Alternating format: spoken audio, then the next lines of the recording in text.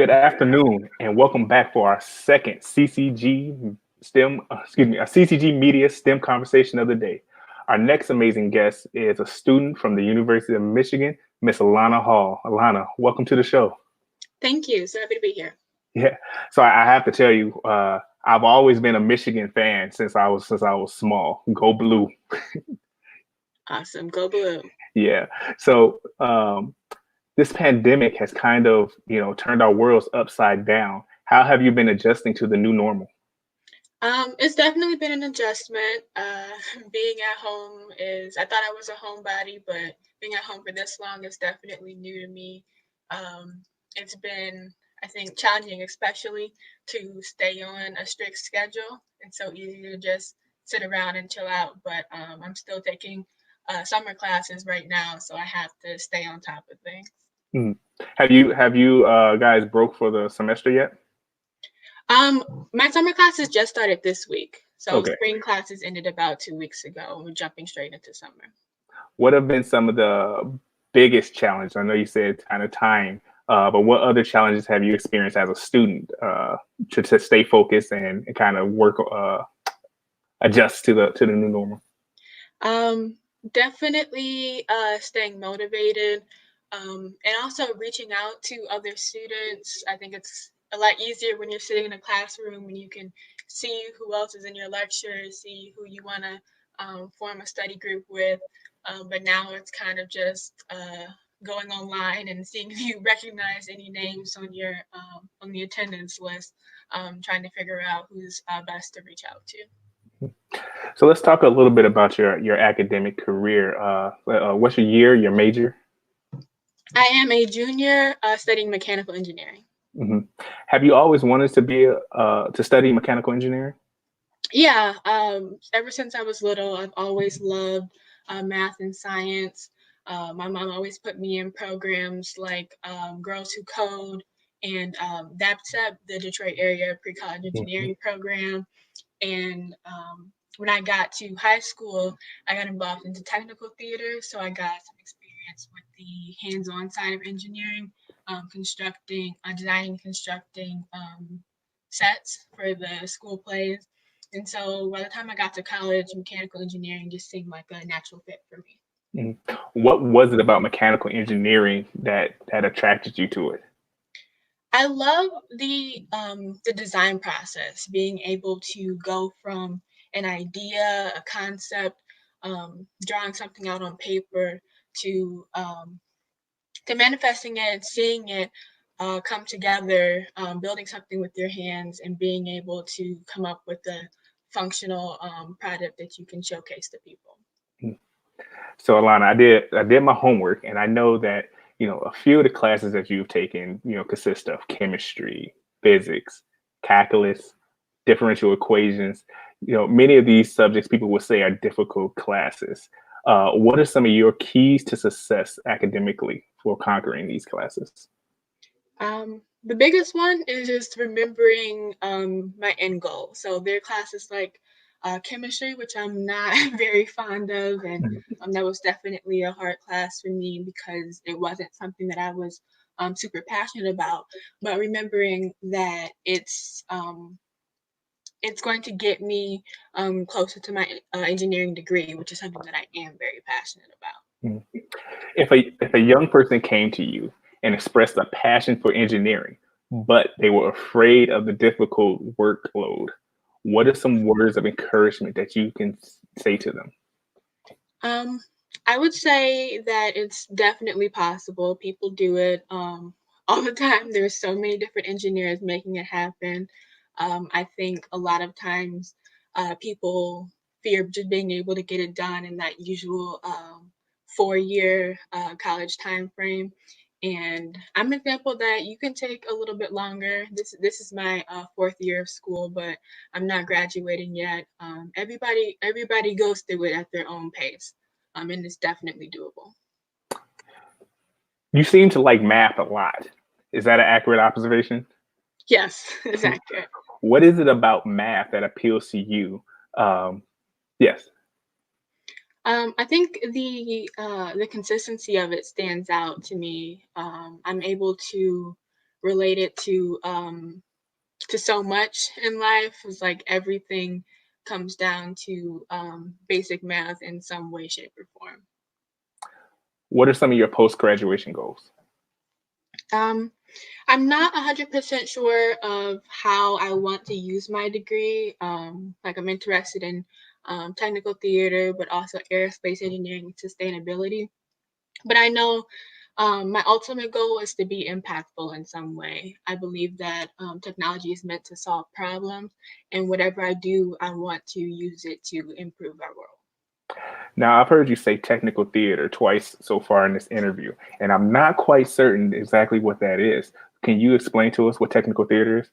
Absolutely. So technical theater is everything behind the scenes when it comes to putting on a production. So that's the sets, the lights, and sound design. Mhm. And that's the interest of yours. Yes, I What? got involved with it my freshman year of high school. Um, really, it was just me trying to avoid my school's athletic requirement, but it became something that I really enjoyed. And then by the time I reached my senior year of high school, for my senior project, my best friend and I decided to put on our own production, and I oversaw the entire technical side of the production. So you definitely like being behind the scenes and working the Yes. technical aspect. Have you ever acted and been in on stage? I think I've done a couple of things like when I was younger. Definitely quite a few church plays and recitations and things like that. But I prefer to be behind the scenes. Yes.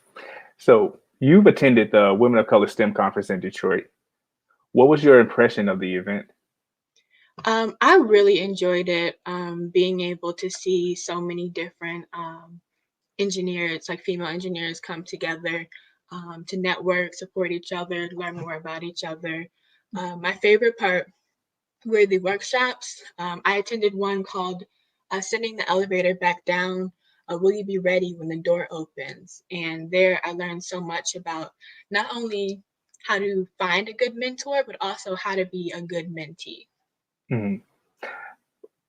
Did you participate in the career fair while you were Yes, I did. there? Talk to us about your experience there.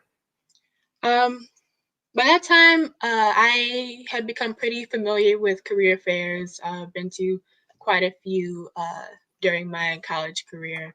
I definitely like to be super prepared. So for me, that means printing out a bunch of resumes, getting my elevator pitch together so I know what I want to say to recruiters, and also doing some research on all the companies that are on the career fair list because most career fairs will post the attendees beforehand.